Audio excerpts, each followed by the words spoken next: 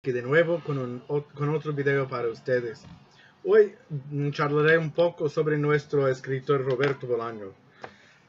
Roberto Bolaño es uno de los escritores contemporáneos que tiene mucha fama en el mundo hoy en día.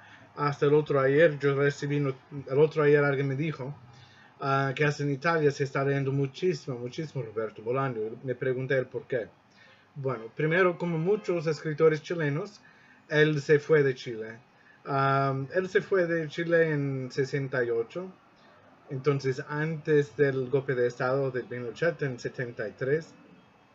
Se dice que él regresó a Chile en 73 para trabajar en cosas revolucionarias, no sé qué, que fue encarcelado, que nunca fue torturado, pero que había escuchado las torturas de los demás, algo que lo impactó mucho. Luego se fue para México de nuevo, donde había ido en 68. En 1977 se fue para España. Y en España se quedó viviendo en Cataluña, en las afueras de Barcelona, en la Costa Bravo. Y bueno, siguió ahí hasta su muerte en 2003. Entonces, es un escritor muy reciente, es un escritor contemporáneo y es importante para nosotros porque es una persona que se trata de temas importantes, pero es casi un bestseller hoy en día en el idioma castellano y también viene traducido a muchos idiomas. En inglés también se encuentran casi todas sus novelas. Interesantemente, él dijo en una entrevista que antes era poeta y que simplemente dejó de escribir bueno, no dejó. Empezó a escribir novelas para ganar más dinero para sus familiares, que tenía un hijo que nació en 1990 y ese fue su interés. La novela que tenemos nosotros fue publicada originalmente en 1999.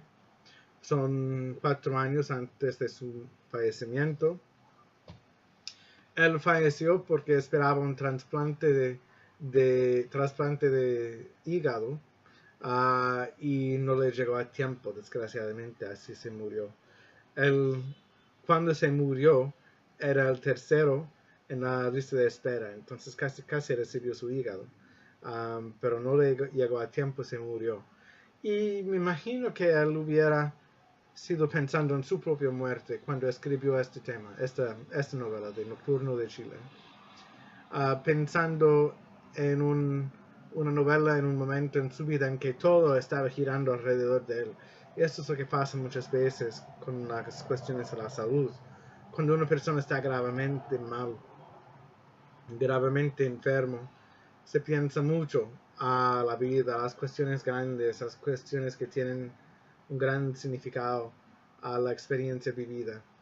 Y aquí en esta novela tenemos todos. Tenemos hasta un padre, un sacerdote, Sebastián Urtía Lacroix.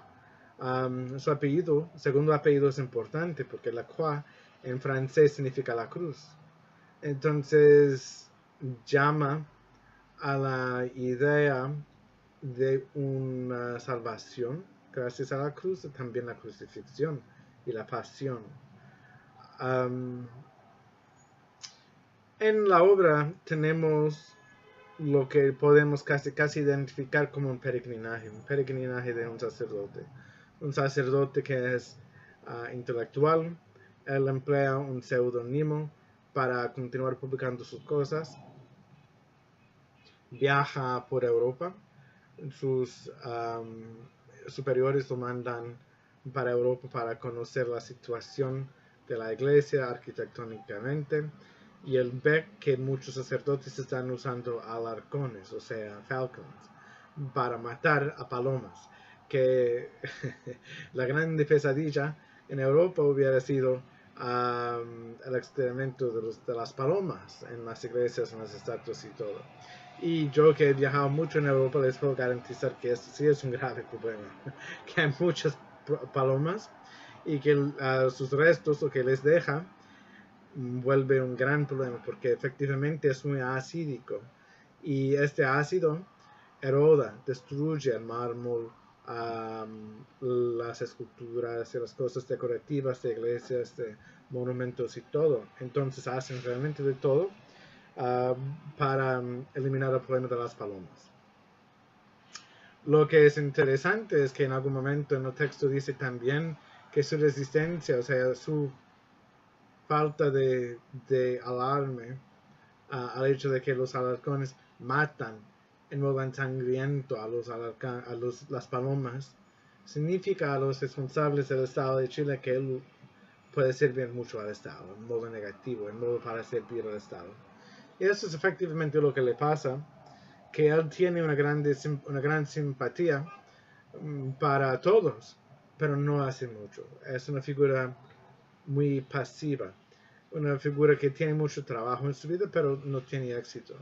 Una figura que viene invitada a muchas fiestas importantes, que conoce a todos sus artistas, pero tampoco viene en consideración como una persona, una figura cumbre, una figura activa que realmente hace algo.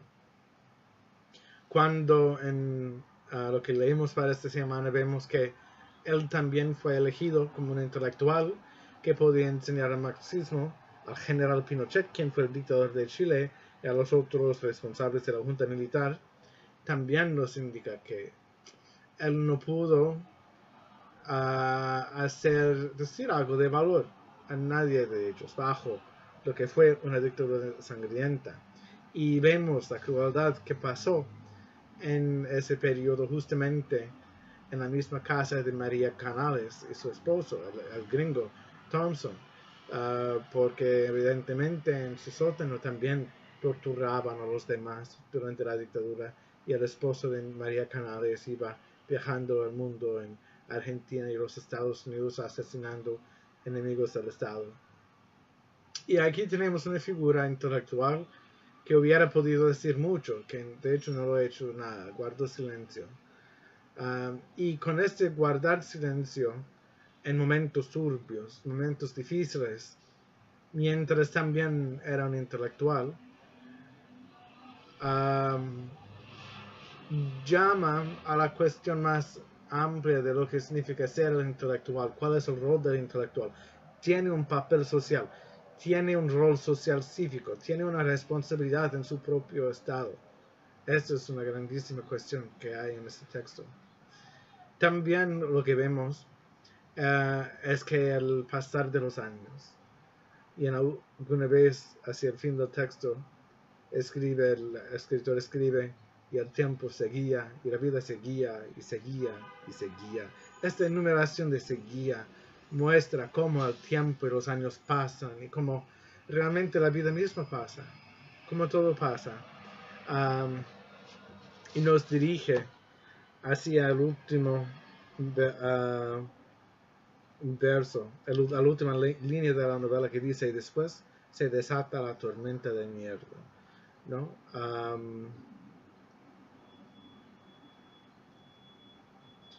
Viendo como una rueda de caras conocidas y olvidadas, personas que había conocido en su vida, y al final se da cuenta que se está muriendo, y que, como en la página anterior dice, que la verdad empieza a ascender como un cadáver que sube desde el fondo del mar, y desde el fondo de un barranco veo su sombra que sube, su sombra vacilante, su sombra que sube como si ascendiera por la colina de un planeta fosilizado. Y entonces, en la penumbra de mi enfermedad, veo su rostro feroz, su dulce rostro, y me pregunto: ¿soy yo el joven envejecido? Esto es el verdadero, el gran terror. Ser yo el joven envejecido que grita sin que nadie lo escuche. Y que el pobre joven envejecido sea yo. Y entonces pasan a una velocidad de vértigo los rostros que admiré, los rostros que amé, odié, envidié, desprecié, los rostros que protegí, los que ataqué, los rostros de los que me defendí, los que busqué vanamente. Y después se desata la tormenta de mierda. Ahí tenemos el desenlace final. Que está ahí el protagonista contando una historia de todo, Um, y así al fin se da cuenta de que él mismo, el personaje protagonista, bueno, el que narra, el narrador omnisciente, es efectivamente también el protagonista que se está muriendo y que el tiempo está pasando y él está por entrar en la muerte sin saber realmente hecho nada en su vida, pero habiendo tenido una gran educación y grandes posibilidades. Esto es él. Tenemos figuras como Farewell. Bueno, yo les hice preguntas sobre Farewell, sobre oído, como se especifica, no es oído, sino es oído o odem. Algo interesante que notar es que todos estos personajes principales son de origen europeo, que se refleja mucho como los actores principales, digo, los que controlan la sociedad, los que son de la burguesía son efectivamente de origen europeo. Y se menciona mucho como el señor Oído es de origen de Finlandia y de Lituania, y que es rubio, etc. Farewell evidentemente tiene un nombre, bueno, no es un apodo. Pero también otros que tienen orígenes ingleses, irlandeses, él es francés y español del País Vasco. Y los que conocen los nombres vascos van a decir que, bueno, Urrutia suena muy vasco, que decirlo suena. Pero también hay momentos en que menciona a los campesinos, ¿no? Al inicio del texto, cuando era joven, los campesinos vivieron en chozas y trabajaron la tierra como campesinos. Y hacia el final del texto que vemos, los indios todavía hablando su idioma indígena, no saben nada del campo, no viven más en sus casas en el campo. Es gente obrera, entonces realmente toda la sociedad se ha cambiado. Y es grave. Estos que lo pagaron ir a Europa también lo pagaron dictar clases sobre el marxismo a Pinochet y a la Junta Militar también. Y esto también es bien importante notar, que son los actores de la sociedad dominante. Farewell, un crítico literario anciano, quien tiene un gran rol, inspirador, también tenía mucha plata, mucho poder en su tiempo. Pero con el pasar de la narrativa él se muere. Él asume un rol siempre más diminutiva, que el tiempo se ha cambiado, se ha continuado sin él, quien antes había sido una figura cumbre, realmente cumbre. Sí. Estas son las preguntas claves al texto.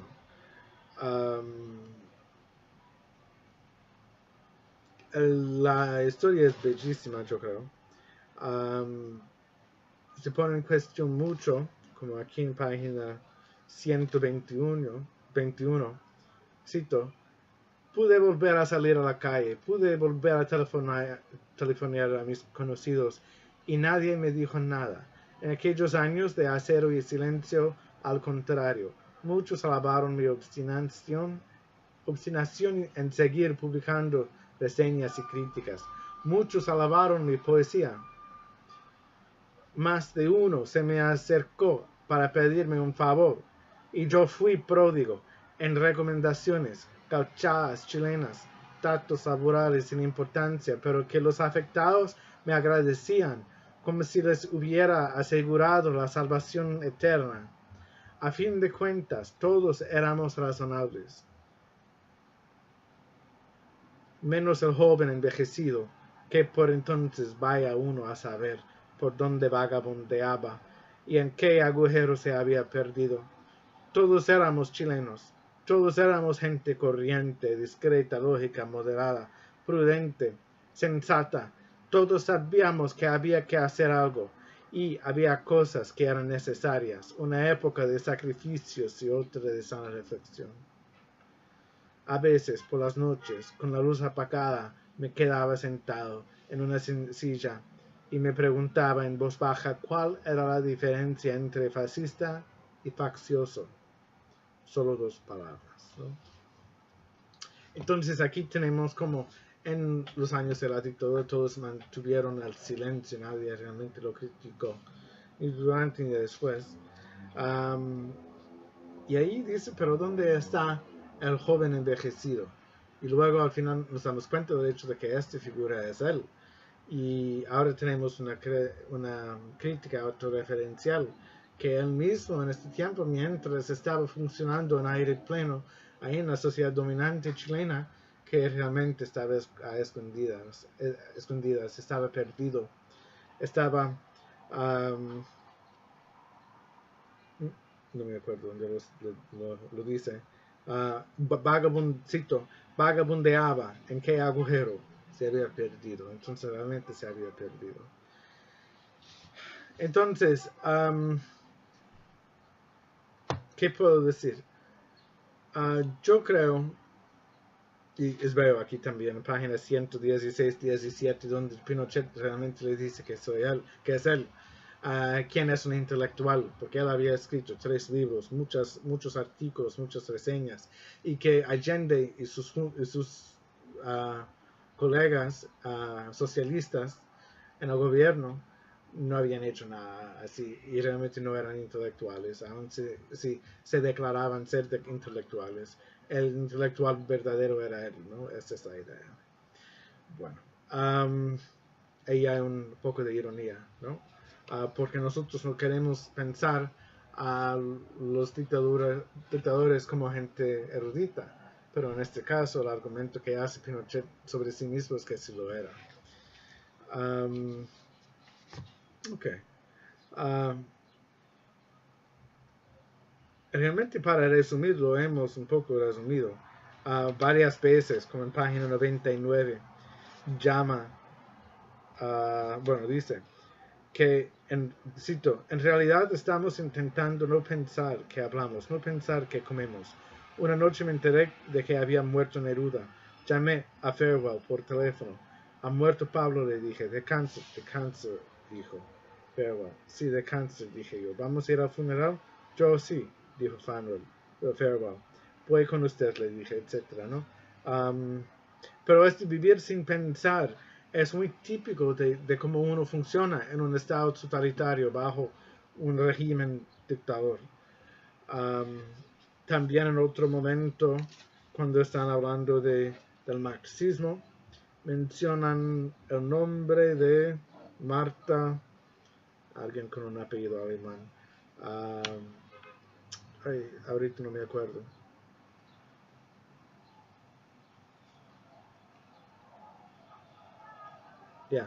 Marta Ernecker, quien era una chilena quien se había huido de Chile después de la revolución perdida, siendo ella comunista, se fue para Cuba y todavía hoy en día sigue en Cuba, escribiendo, publicando, y es una gran comunista, intelectual comunista, y la interrogan, ¿no? Y dicen que realmente tal vez no es como se ve. Lo veo es que en páginas 110, 118 tenemos al protagonista, el sacerdote protagonista, recitando de memoria un poema al infinito de Leopardi. Leopardi era un gran escritor romántico de Italia que vivió en el siglo XIX, hacia los principios y mediados del siglo XIX. Y es una cuestión de vivir y querer viajar y conocer y el deber de vivir en el infinito. Esto yo creo subraya mucho el tono sobresaliente de este texto.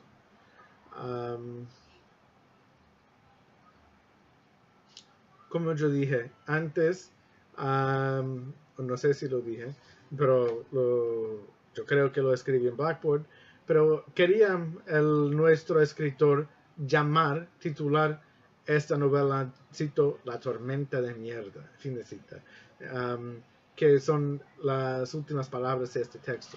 En fin de cuentas, no, lo llamó Nocturno de Chile. Bueno, esta tormenta de mierda, sus palabras, efectivamente es, según lo que pienso yo, la creencia de que toda la vida es una tormenta muy difícil, que termina en la muerte, Y esto de navegar la sociedad, navegar la sociedad contemporánea, los desafíos sociales y los problemas que existen. Este desafío es una tormenta, y la vida es una tormenta que termina con una gran frustración, la frustración siendo la muerte, o sea, la fin de la vida.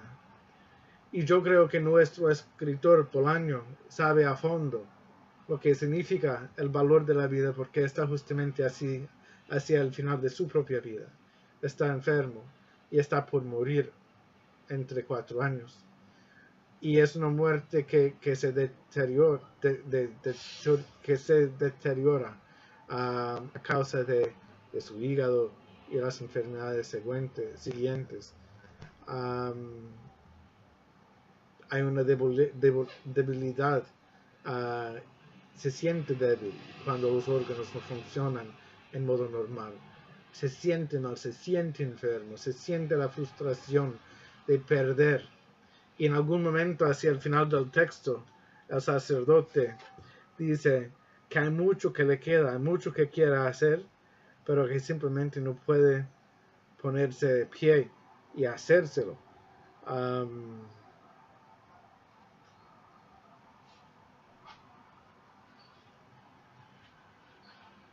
Ahorita no lo encuentro. Pero está en las últimas páginas del texto. Y se siente que está mal y que le queda mucho, pero no lo puede hacer. Y es por eso que en páginas 146, 147 a la cuestión, así se hace la literatura, que la literatura es lo que vemos en página 148. Todo tiene esta solución, que efectivamente la literatura busca contestar esta gran pregunta. ¿Cómo? ¿Cuál es la solución? ¿Cómo podemos resolver los grandes conflictos, los grandes problemas, los grandes dilemas en la vida? Hay muchos elementos en que vemos que este sacerdote no tiene una fe muy fuerte. Cuando habla del padre Antonio, yo creo Antonio, en Burgos dice, no se sabe si está en el cielo o en el infierno, pero es muy probable que estará en el cementerio, ¿no?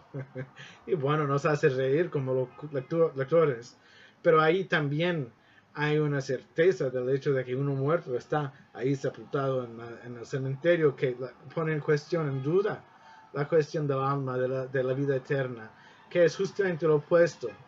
Y hasta cuando está saludando a María Canales por última vez, dice a ella que ella tiene que rezar, pero no lo puede decir con muchas ganas, no lo puede decir, anunciar con mucha sinceridad.